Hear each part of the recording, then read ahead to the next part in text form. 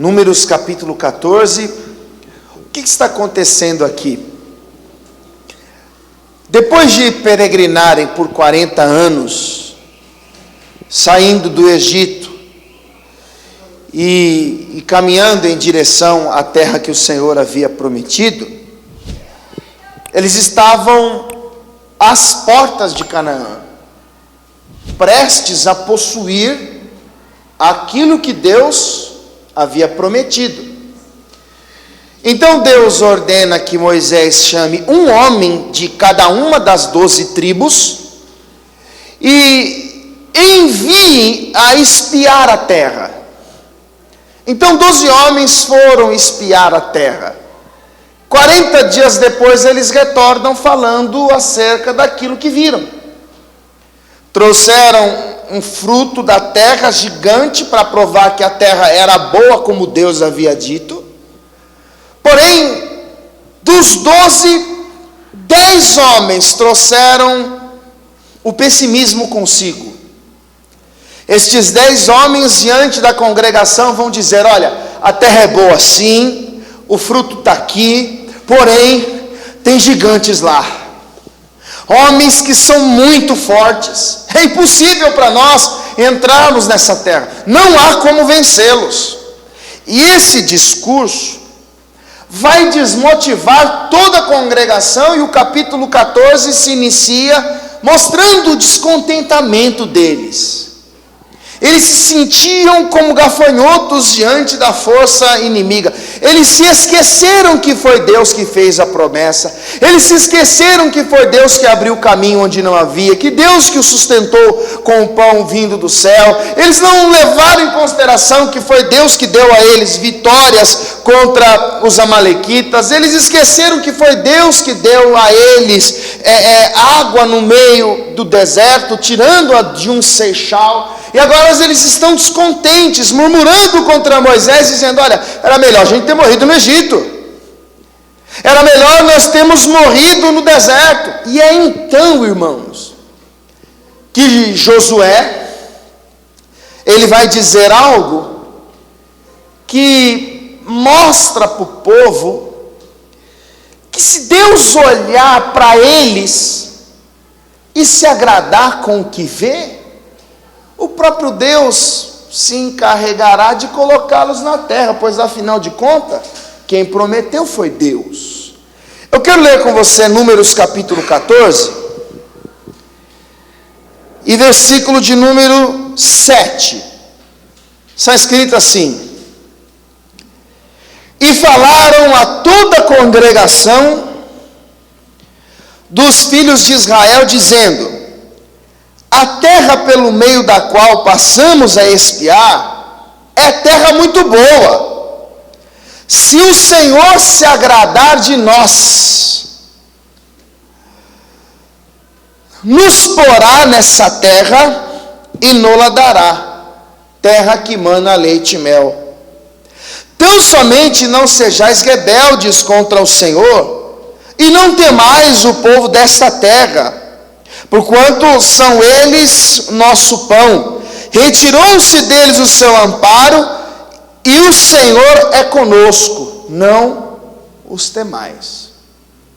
Perceba, Josué poderia dizer o seguinte: meus irmãos, Deus é soberano, Ele tem nas mãos todo o poder, Ele certamente nos colocará nessa terra. Mas eu queria que você prestasse atenção que Josué condiciona o comportamento deles. Pois ele diz: se o Senhor se agradar de nós, a vitória está garantida. Se o Senhor se agradar de nós, o Senhor nos colocará nessa terra como Ele prometeu. O que Josué está querendo dizer? Olha, nós temos que causar uma boa impressão.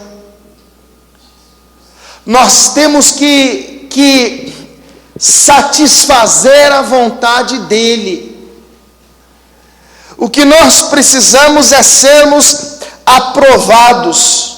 E o significado de agradar é tornar-se querido. que Josué está dizendo? Se o Senhor olhar para nós e gostar do que fazemos, pedimos, pensamos, a maneira como nós agimos, é Ele que nos colocará naquela terra. Eu queria provocar uma reflexão acerca do nosso dever de agradar a Deus. Curva sua cabeça mais um instante, feche os olhos, por favor.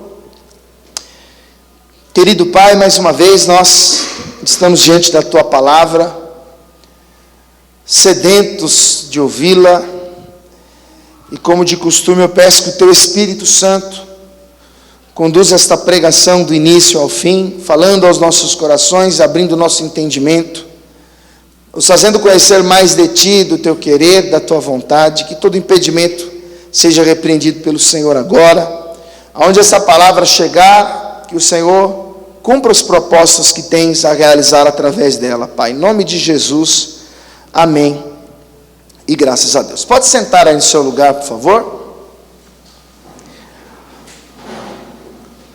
O povo de Deus agora se lamenta quando estavam muito próximos de viver a realização daquilo que Deus havia prometido.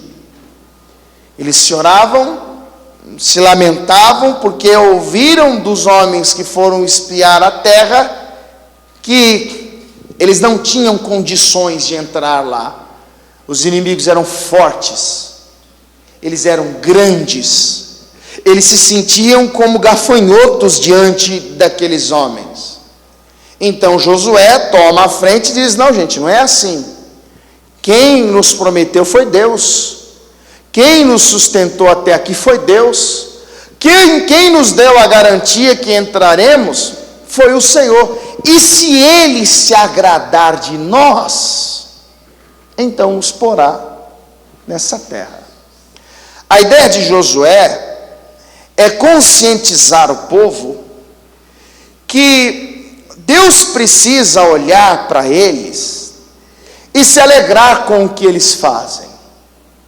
Porque, como eu disse a você, agradar é tornar-se querido.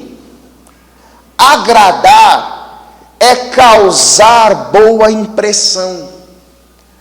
Agradar é satisfazer. E todos nós, nas relações humanas, nós temos o costume de nos dar bem, nos relacionarmos de maneira saudável com pessoas que são agradáveis. Aquela pessoa que tem um gosto muito parecido com o seu, que tem opiniões parecidas com a sua, que tem pensamentos que se assemelham ao modo que você pensa. E normalmente é com esse tipo de pessoa que você cria afinidade. Porque dois não podem andar juntos se não estiverem entre ambos acordo. Imagine você, por exemplo, num belo dia você prepara uma refeição na sua casa e convida uma pessoa que você conhece há pouco tempo. Aquela pessoa, quando chega lá, entra na sua casa, senta no sofá, de repente se levanta, abre a sua geladeira, começa a fuçar em tudo e começa a reparar na pintura e começa a fazer críticas a um diálogo que é insatisfatório, inconveniente, e você percebe que aquela pessoa não causou uma boa impressão. É uma pessoa que não tem respeito, é uma pessoa que não tem um bom senso. Provavelmente você não o convidaria numa segunda ocasião.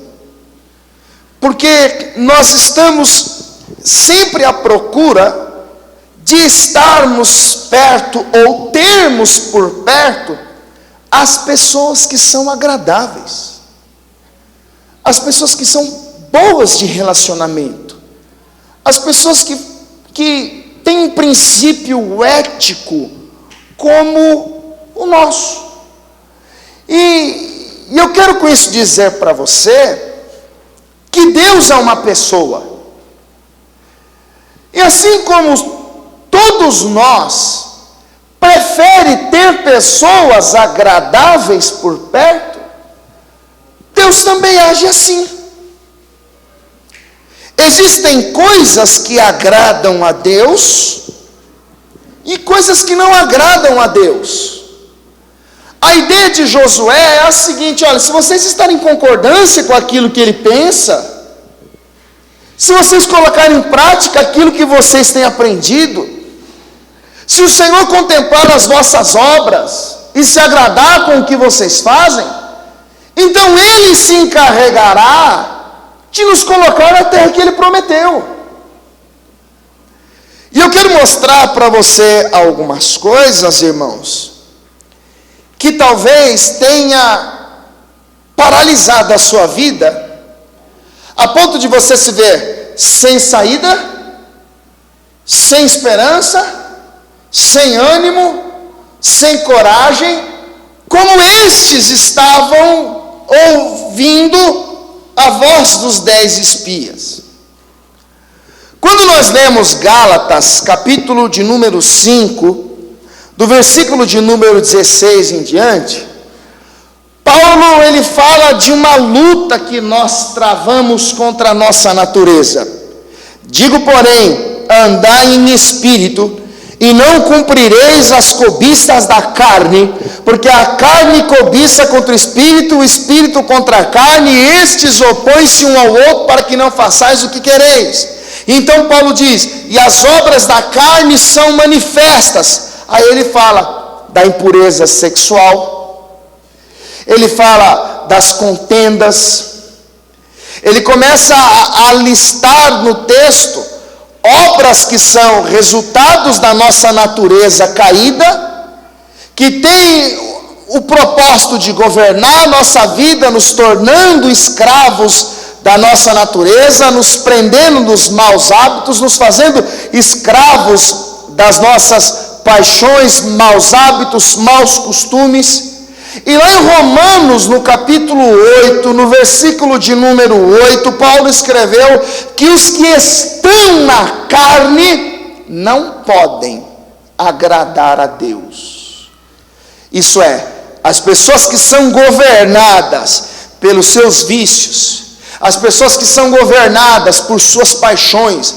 O camarada é escravo do cigarro, escravo da bebida, escravo da jogatina, escravo dos prazeres. Ele vive buscando a sua satisfação, o seu querer, sustentar o seu vício. Ele se inclina para as coisas da carne. Paulo escreveu em Romanos 8,7 que a inclinação da carne é inimizade contra Deus. A inclinação da carne é morte. Então os que estão na carne não podem agradar a Deus, porque eles andam na contramão daquilo que Deus diz, contrariando o seu Senhor. Quando você lê 1 Coríntios 10, Paulo vai dizer que daquela multidão de gente que saiu do Egito em direção à terra que Deus havia prometido, a grande maioria pereceu pelo destruidor, porque eram carnais.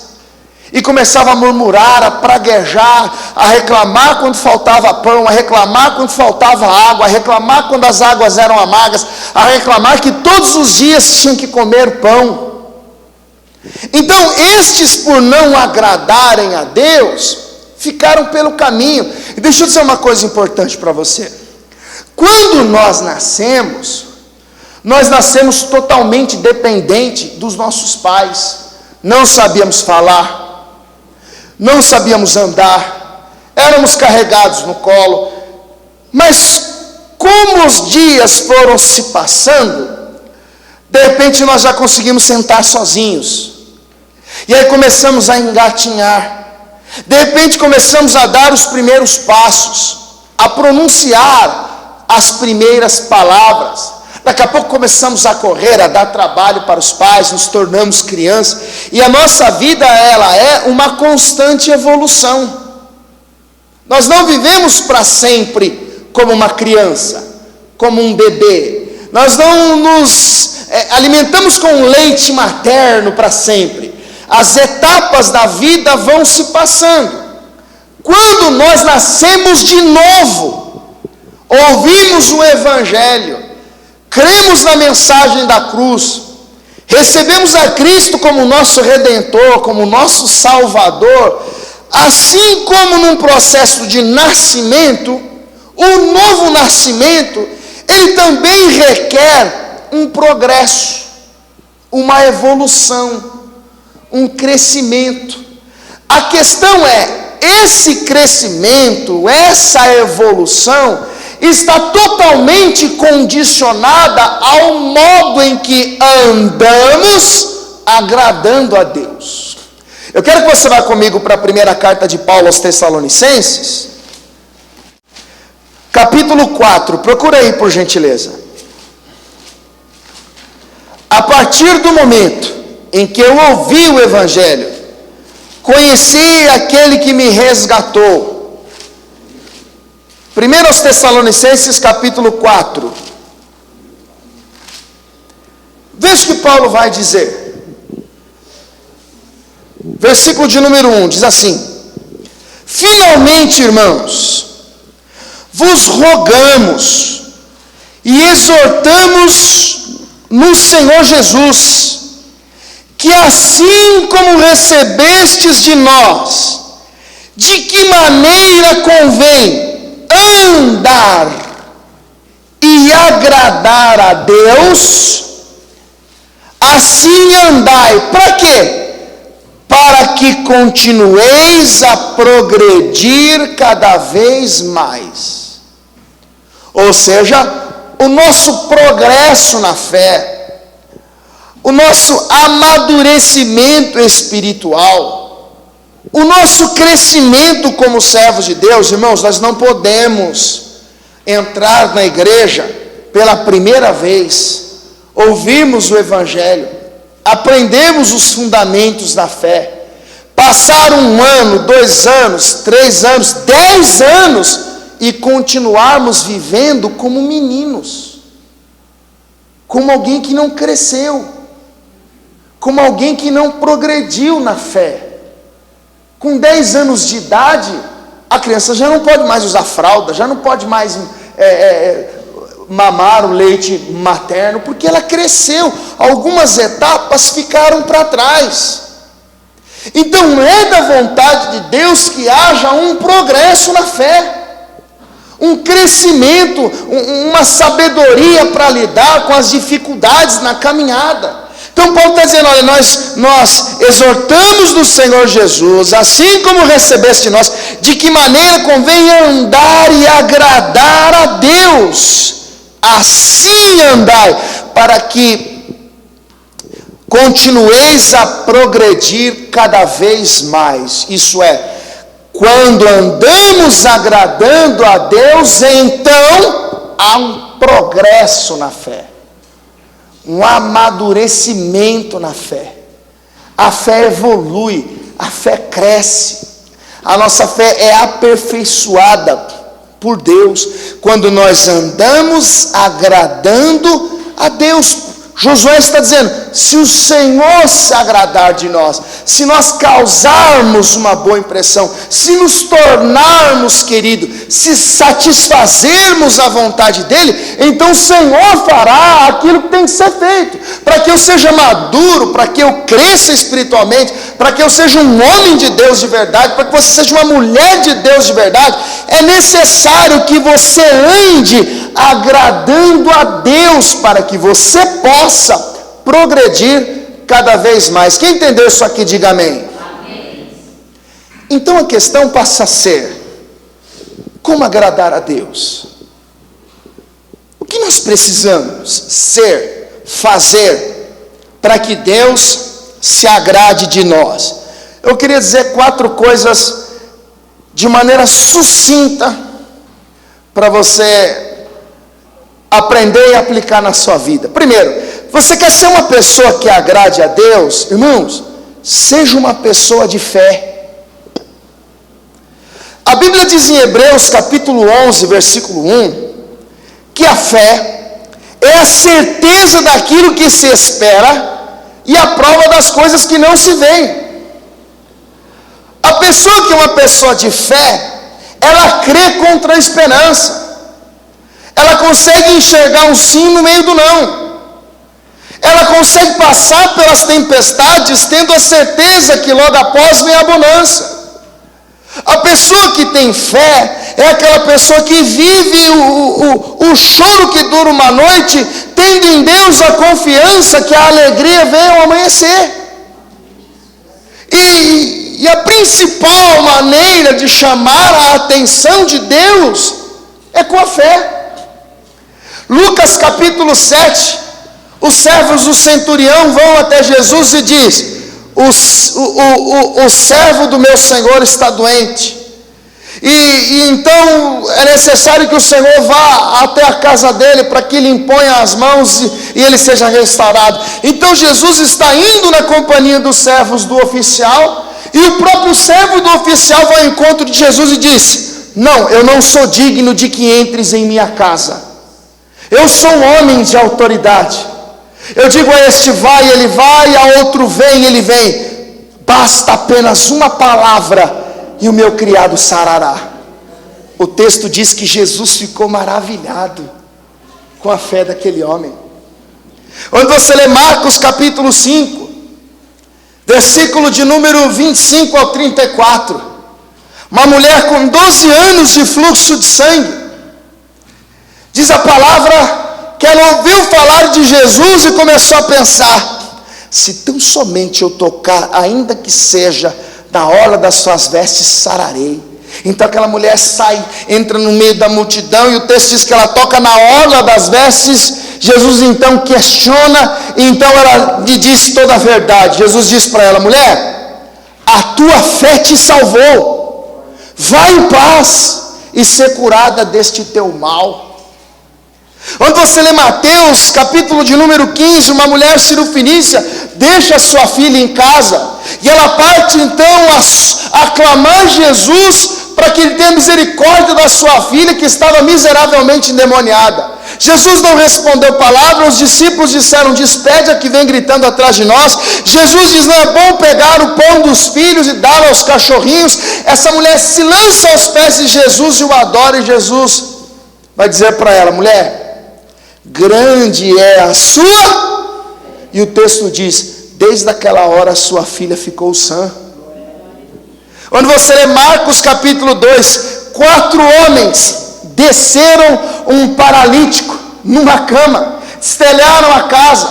Marcos capítulo 2, versículo 5, o texto diz: e Jesus, vendo-lhes a fé. Quer dizer que quando Deus olha para mim e para você, no meio das nossas dores, das nossas tempestades, dos nossos desafios do cotidiano, da nossa limitação física, do esgotamento mental, do esgotamento espiritual, das crises existenciais que sofremos, Ele não procura enxergar o nosso problema, Ele procura enxergar a nossa fé. Você quer agradar a Deus? Seja uma pessoa de fé. Você tem que acreditar que Deus tem resposta para todas as perguntas. Deus tem saída para todas as ocasiões. Por mais que o senso comum diz que não tem jeito, para Deus tem jeito. Eu estou dizendo que você precisa ser uma pessoa de fé, porque aqui na carta aos Hebreus capítulo 11, vai comigo até Hebreus 11, e versículo de número 6, está escrito assim: ora, sem fé é impossível agradar-lhe, porque é necessário que aqueles que se aproximam de Deus creiam que Ele existe e é galardoador daqueles que o buscam. Sem fé é impossível agradar a Deus. Para de ser incrédulo, irmão. Para de ficar dando crédito a quem é pessimista. Para de ficar ouvindo pessoas que não conhecem o Deus que você serve. Pare de ficar dando atenção para aquele que vê as coisas sempre na pior perspectiva possível. Os 10 chegaram diante da congregação e difamaram a terra, tiraram a esperança de todo o povo. Josué e Caleb viram as mesmas coisas, o mesmo cenário, os mesmos homens, e eles chegaram ali dizendo: foi Deus que nos prometeu. Eles tinham fé. Eles acreditaram naquilo que Deus prometeu. Não seja uma pessoa de fé.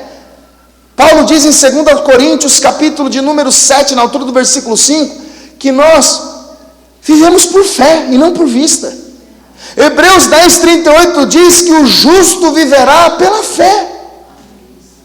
Se o mundo é incrédulo, se o mundo não crê, se o mundo enxerga sempre o pior, se o mundo enxerga sempre a tragédia, nós somos tirados do mundo, irmãos. E justamente para ter uma relação com Deus que nos dá a garantia que todas as coisas vão cooperar para o nosso bem. Se você quer agradar a Deus, seja uma pessoa de fé. Segundo, se você quer agradar a Deus, irmãos, busque conhecê-lo. Quando eu insistentemente falo em buscar conhecimento de Deus, eu não quero me referir a eruditos, a estudiosos, que gostam de estar em debates, que gostam de se promover como os conhecedores da lei mosaica nos dias de Jesus. Não é isso não. A questão é que o conhecimento das coisas de Deus é extremamente necessário para a nossa relação com Ele. Oséias 6,3 diz: então conheçamos e prossigamos em conhecer o Senhor. Davi no Salmo 27, verso 4, uma coisa eu pedirei ao Senhor e a buscarei, que eu possa estar todos os dias na casa do Senhor, para contemplar a formosura do Senhor e aprender no seu templo.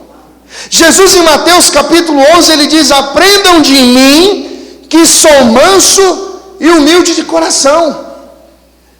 Eu diria, irmãos, sem medo de errar, que a grande deficiência do cristianismo atual é a falta de conhecimento. A Bíblia diz em Oséias 4,6: o meu povo perece por falta de conhecimento. E quando você olha para a palavra de Deus, você percebe que há estímulos da parte dos apóstolos que foram levantados por Jesus, para que as pessoas busquem conhecê-lo. Você quer ver uma coisa? Carta de Paulo aos Colossenses capítulo 1. Colossenses capítulo de número 1, versículo de número 9.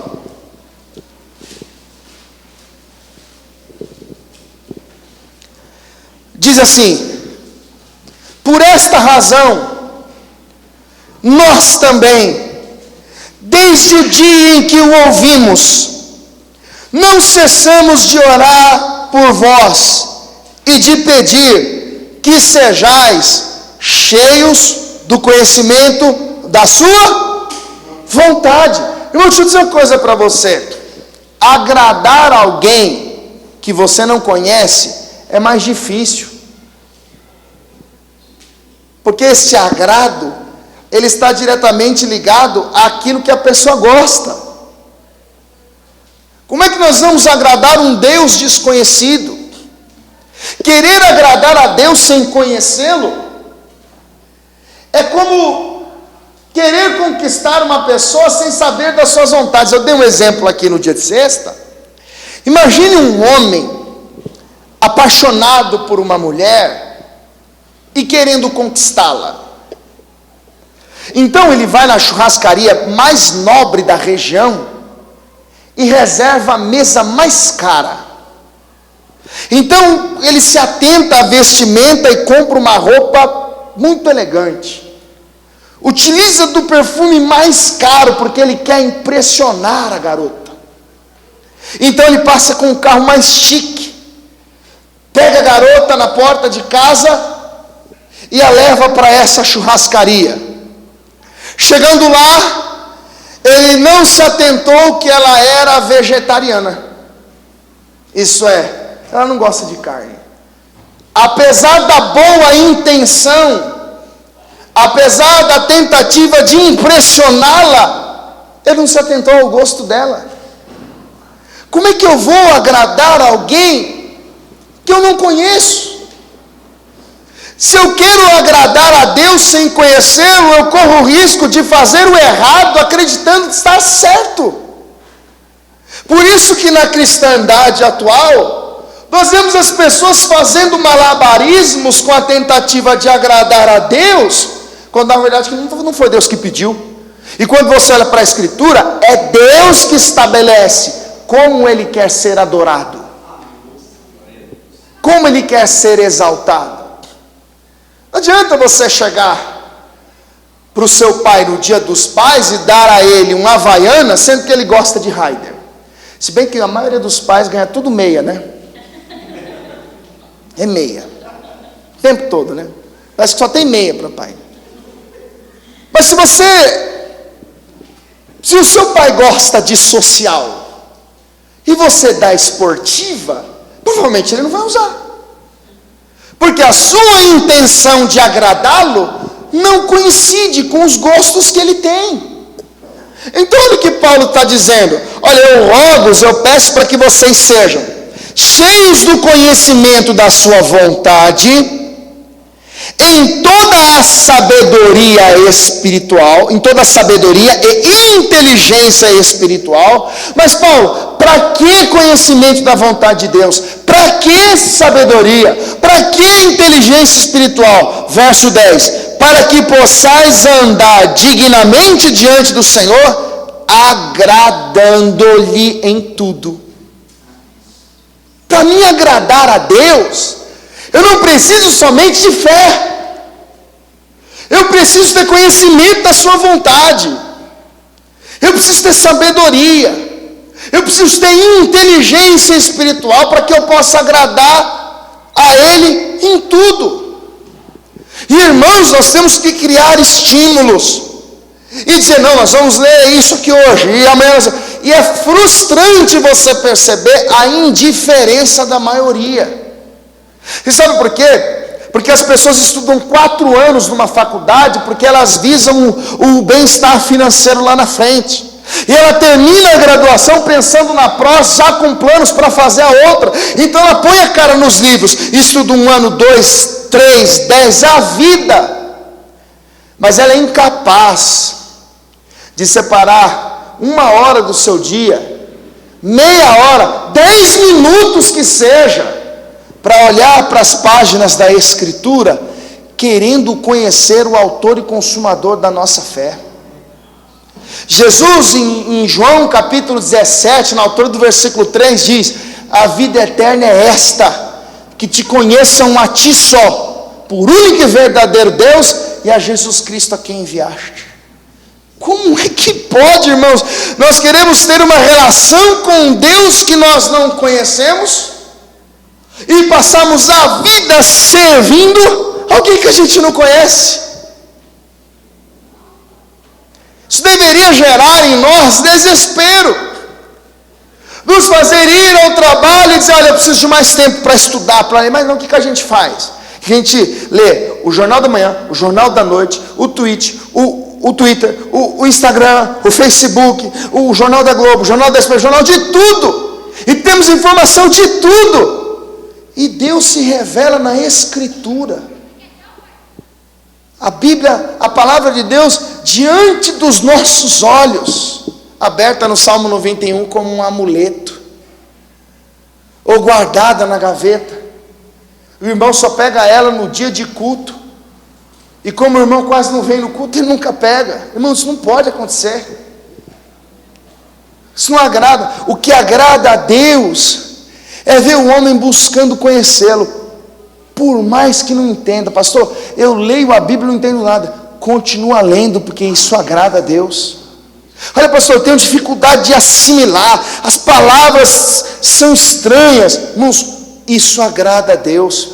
O homem se gloria na sua força. O homem tem o costume de se gloriar na sua riqueza. O homem muitas vezes se gloria na sua sabedoria, mas só existe uma coisa que Deus permite o homem se gloriar. Você quer ver? Lá no Antigo Testamento, Jeremias capítulo 9. Veja o que está escrito no versículo 23. Diz assim: assim diz o Senhor, Não se glorie o sábio na sua sabedoria, nem se glorie o forte na sua força, não se glorie o rico nas suas riquezas, mas o que se gloriar, glorie-se nisso, em me conhecer e saber que eu sou o Senhor, que faço beneficência, juízo e justiça na terra, porque destas coisas me agrado, diz o Senhor. Quer dizer que Deus se agrada em olhar para um homem que está preso a Ele, que depende dEle, que ama a sua palavra. Jeremias escreveu: e achando-me as tuas palavras, logo as comi, e elas foram uma alegria para o meu coração. Apocalipse 1:3, bem-aventurados aqueles que leem e os que ouvem as palavras desta profecia e guardam as coisas que nelas estão escritas, porque o tempo está próximo. Como diz Hebreus, capítulo de número 4, verso 12, a palavra de Deus é viva e eficaz. Jesus diz em João 6, versículo 63, as palavras que vos tenho dito são espírito e vida. O que agrada a Deus? Invista tempo estudando a Bíblia, irmão. Separe meia hora do seu dia, tenha um devocional com Deus, estude, aprenda, busque conhecer a verdade liberta, a verdade sara, a verdade salva. Então, destas coisas, Deus se agrada. Agora entenda, se eu agrado a Deus com a minha fé, se eu o conheço, a terceira coisa que agrada a Deus é a harmonia que há entre aquilo que eu peço e aquilo que Ele quer fazer. Presta atenção, porque a oração que você faz pode agradar a Deus. Eu vou te explicar isso.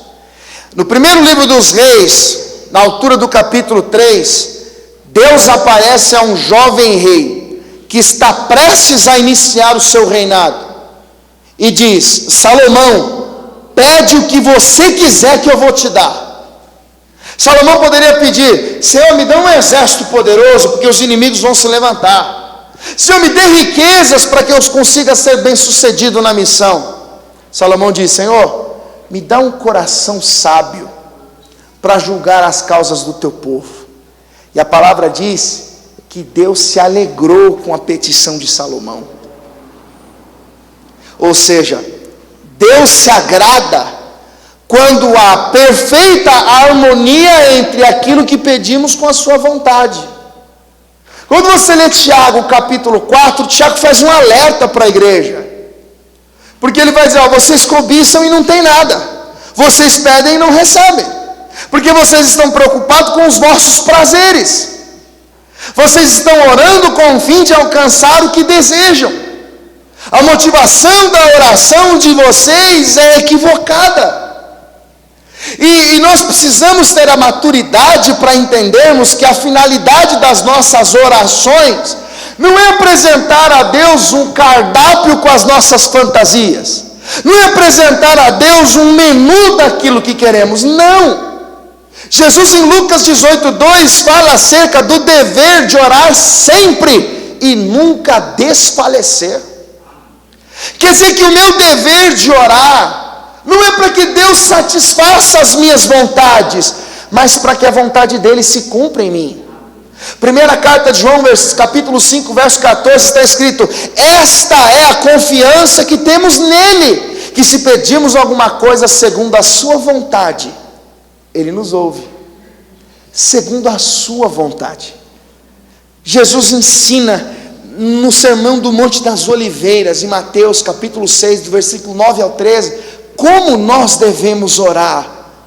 Vós orareis assim: Pai nosso que estais no céu, santificado seja o vosso nome. Um gesto de reverência, de adoração.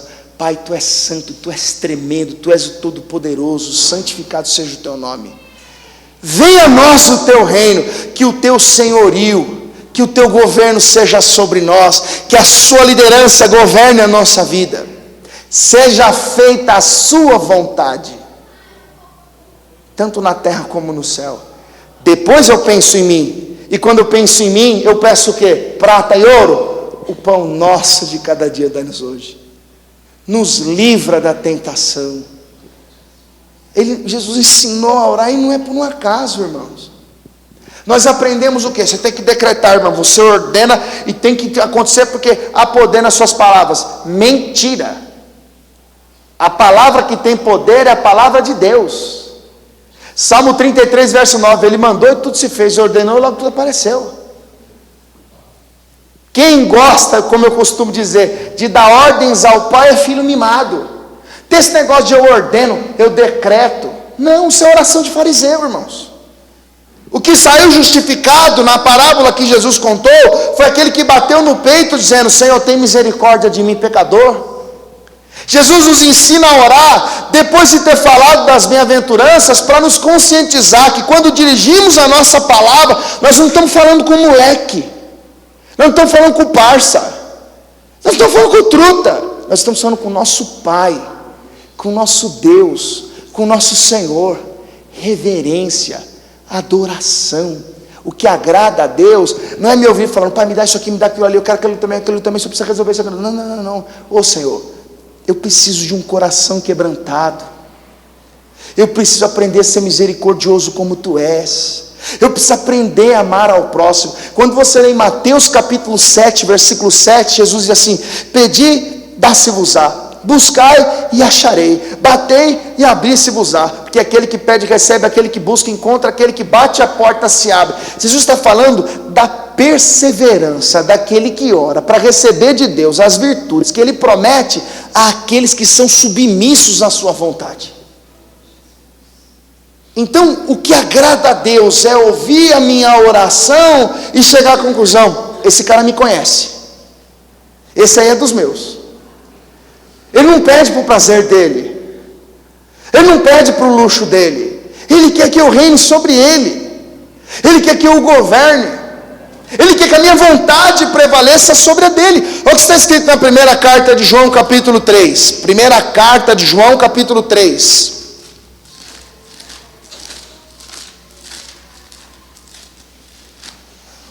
está escrito assim, versículo 22, primeira carta do apóstolo João, capítulo 3, versículo 22, diz assim: E qualquer coisa que lhe pedimos, dele a recebemos. Deixa eu abrir um parênteses aqui, irmãos. Quando o texto diz qualquer coisa que lhe pedimos, este qualquer coisa está dentro da vontade divina. Porque eu já vi gente pregando que este qualquer coisa é tudo, é tudo, é tudo. Se esse qualquer coisa fosse tudo, Tiago não poderia estar repreendendo os irmãos que pediam mal e não recebiam. Este tudo é tudo que há em harmonia com a vontade do Pai. Este tudo é tudo aquilo que o Senhor estabeleceu como um princípio que rege a fé cristã. Qualquer coisa: Senhor, eu preciso de misericórdia, Senhor, eu preciso amar mais, eu preciso perdoar mais, eu preciso que o Senhor limpe o meu coração. Essas coisas, pedindo, batendo, buscando, persistindo, certamente nós vamos receber. Então ele está dizendo assim: e qualquer coisa que lhe pedimos, dele a receberemos, porque guardamos os seus mandamentos e fazemos o que é agradável à sua vista. Fazendo aquilo que é agradável aos olhos de Deus, com a fé que o agrada, com o conhecimento da sua vontade, as minhas orações serão sábias. Irmão, para pensar. Você é pai, você é mãe. O seu filho chega para você e diz assim: pai, mãe, olha, vai ter um passeio com os meninos na escola, lá para um sítio. Só que nós combinamos que só vai as crianças. Nenhum pai pode ir. Todo mundo tem 12 anos. Nenhum pai pode ir, só as crianças. Você deixa seu filho ir? Claro que não. Por quê? Porque você sabe que aquilo pode fazer mal. Você não sabe quem incentivou esse passeio. Você não sabe quais são as intenções. Você não conhece o lugar. Você não sabe quem é que está por trás disso. Então, por segurança, você diz não. Agora, se o teu filho chegar para você com 12 anos de idade e falar assim: pai, quando eu crescer, eu quero ser um advogado. Quando eu crescer, eu quero ser médico. Quando eu crescer, eu quero ser um pregador do evangelho. Quando eu crescer, eu quero ajudar o necessitado. Isso vai encher o seu coração de alegria, não vai? Com Deus é a mesma coisa. O que adianta eu chegar para Deus e pedir algo que vai me fazer mal? O que adianta eu chegar para Deus e pedir algo que vai me afastar da sua presença? Então, se a minha fé o agrada, se eu tenho conhecimento da sua vontade, quando eu abro a boca para falar com Ele, as minhas orações o agradam. Porque as minhas preces, as minhas petições, o meu querer, está no centro da vontade dEle. Eu estou pedindo algo que vai ser algo benéfico para o meu desenvolvimento como cristão, para o meu relacionamento com a igreja de Cristo, e com toda certeza vai agradá-lo. Quem entendeu isso aqui, diga amém. Olha como as coisas estão interligadas. Sabe uma outra coisa que agrada a Deus? Eu digo isso no quarto tópico, já partindo para uma conclusão. E quando eu trago essas 4 ideias, eu não quero esgotar o assunto, porque tem muitas coisas que agradam a Deus. Uma coisa que agrada a Deus, irmãos, é justamente aquilo que faltou nos descendentes de Abraão, quando eles estavam às portas de Canaã. O nosso coração tem a tendência de, na hora da dor, na hora da aflição e da tristeza, se rebelar contra Deus. Basta acontecer alguma coisa que não esperamos. Bastou sermos surpreendidos com uma notícia mais indesejada. As portas se fecharam. O teste deu positivo. O filho se rebelou. O marido quer ir embora, o casamento entrou em crise, o pagamento não caiu. O nosso coração naturalmente já começa a investigar uma série de coisas, e começa a partir de então a sugerir que nós abrimos a nossa boca e começamos a praguejar, a reclamar da sorte. Eles chegaram diante das águas de mar, as águas eram amargas, reclamaram. Aí, no capítulo de número 16, não tinha o que comer, reclamaram de novo. Capítulo 17 do Êxodo, não tinha o que beber, reclamaram de novo. E passaram um período reclamando. O resultado disso é que eles pereceram no deserto.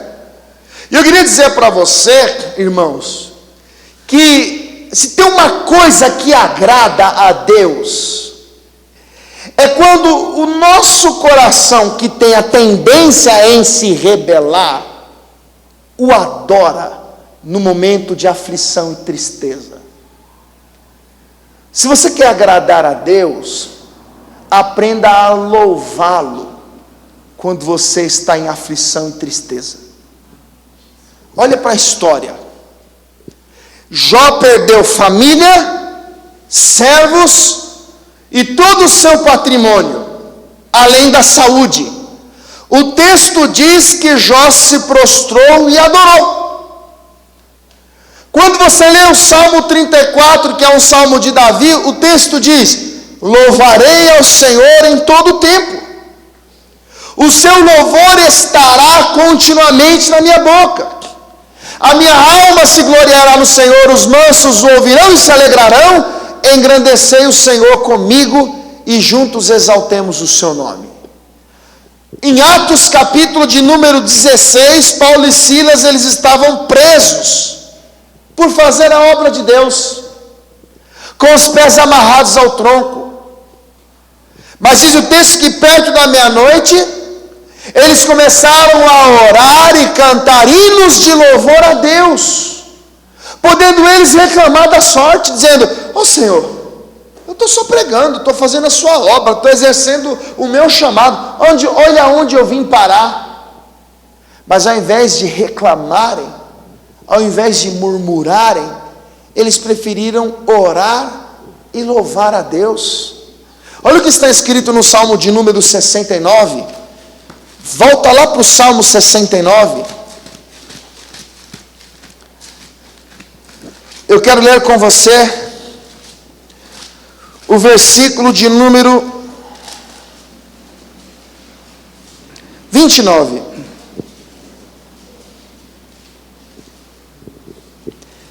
Diz assim: eu, porém, estou aflito e triste.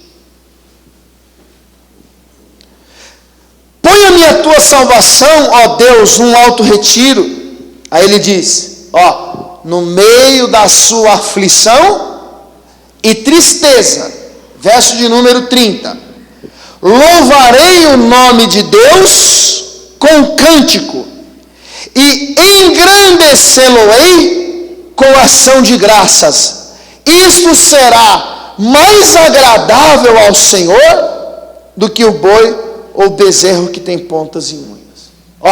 Na hora da minha tristeza, na hora da minha aflição, eu louvarei ao Senhor. Olha para a palavra. Você vai perceber que as pessoas que agradaram a Deus com a sua fé foram aquelas pessoas que se derramaram aos pés dele no meio da dor, no meio da aflição. Abacuque 3,17 diz: ainda que a figueira não floresça e não haja fruto na vide, o produto da oliveira minta, os campos não produzam mantimentos, ainda que as ovelhas das malhadas sejam arrebatadas e nos currais não hajam vacas, eu todavia me alegrarei no Senhor, exultarei Deus da minha salvação. O Senhor Jeová é a minha força. Você sabe que muitas vezes Deus nos coloca à prova. Deus permite o dia da dor, o dia da tristeza, o dia da aflição, justamente para sondar o nosso coração, para ver se o nosso coração vai se fechar a ponto de fazer como os descendentes de Abraão e começarmos a dizer: eu estava no mundo, eu era mais feliz, eu tinha mais amigos, eu tinha mais paz, eu tinha dinheiro, eu tinha tudo. Ou se no meio da dor, da aflição, nós vamos manter o bom hábito de abrir a nossa boca para exaltar a Deus com cânticos espirituais que expressam quem Ele é e as grandezas da sua obra. Estas coisas agradam a Deus. E aí nós precisamos parar e pensar, irmãos, será que nós agradamos a Deus com a nossa fé? Será que nós agradamos a Deus buscando conhecê-lo? Será que quando nós abrimos a nossa boca para orar, Deus se agrada?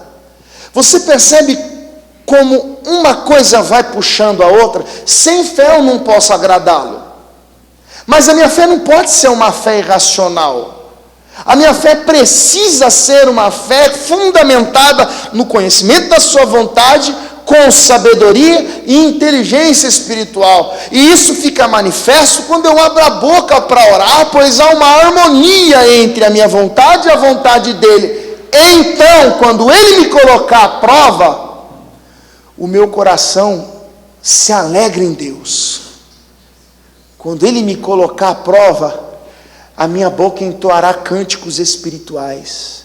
Quando Ele me colocar à prova, ao invés de murmurar, eu irei adorá-lo. Sabe por quê? Porque eu procuro fazer aquilo que o agrada. O que Josué e Caleb estão querendo mostrar ao povo é justamente isso. Olha, se o Senhor se agradar daquilo que fazemos, pedimos ou pensamos, Ele nos colocará na terra. Irmão, olha para você. Presta atenção nas pessoas que você gosta que estejam ao seu redor. Talvez você chegou aqui pensando o seguinte: olha, pastor, tem hora que eu me sinto sozinho. Pastor, tem hora que eu tenho dificuldade de acreditar. Sabe, pastor, eu não tenho interesses com as coisas de Deus. Comece a mudar isso a partir de hoje, irmão. Muda. Procure conhecer. A Bíblia diz que a fé vem pelo ouvir a palavra de Deus. Procure investir na sua fé. Passe mais tempo olhando para a palavra de Deus, querendo aprender sobre Deus. Passe mais tempo agindo para que a sua fé se desenvolva, para que você conheça a vontade, para que você adquira de Deus a sabedoria. Tiago 1,5 diz: se alguém tem falta de sabedoria, peça a Deus. Peça que Deus te dê inteligência espiritual, para que você ore não com as suas ambições, com as suas ganâncias, mas pedindo para que Deus tire de você tudo aquilo que contraria a vontade dEle. E aí quando você estiver no dia do aperto, no dia da tristeza e da aflição, Deus vai guardar o seu coração. A paz de Deus, que excede todo entendimento, vai guardar o teu coração e o teu sentimento. Quando Jesus Cristo exerceu o seu ministério terreno, ele agia exatamente assim: cria nas obras do Pai. João 4,34 ele diz: a minha comida é fazer a vontade daquele que me enviou e realizar as suas obras. Jesus, quando ele estava nos seus momentos de aflição, o texto mostra que na companhia dos discípulos ele cantava hino de louvor. E olha que coisa linda ele vai dizer em João capítulo 8, Evangelho segundo João, capítulo de número 8, versículo de número 29. João capítulo 8, versículo 29. Jesus disse assim: e aquele que me enviou está comigo. O Pai não me tem deixado só, porque eu faço sempre o que lhe agrada. Jesus está dizendo: sabe por que eu não me sinto só? Porque eu faço sempre aquilo que agrada ao Pai. Você vive com uma fé que agrada a Deus, e você busca conhecê-lo, você busca uma relação de intimidade, a ponto de você falar e Deus te ouvir, porque há uma harmonia entre o que Ele quer te dar e aquilo que você pede. Quando você, com base em uma fé genuína, aprende a suportar o dia da aflição, o dia da ansiedade, irmão, você nunca vai se sentir sozinho. Por um simples motivo: Deus também quer pessoas agradáveis por perto. Aquele que me enviou está comigo. O Pai não me tem deixado só, porque eu faço sempre o que lhe agrada. Se o Senhor se agradar de nós, Ele nos porá nessa terra, disse Josué. Vamos todos ficar de pé, por favor.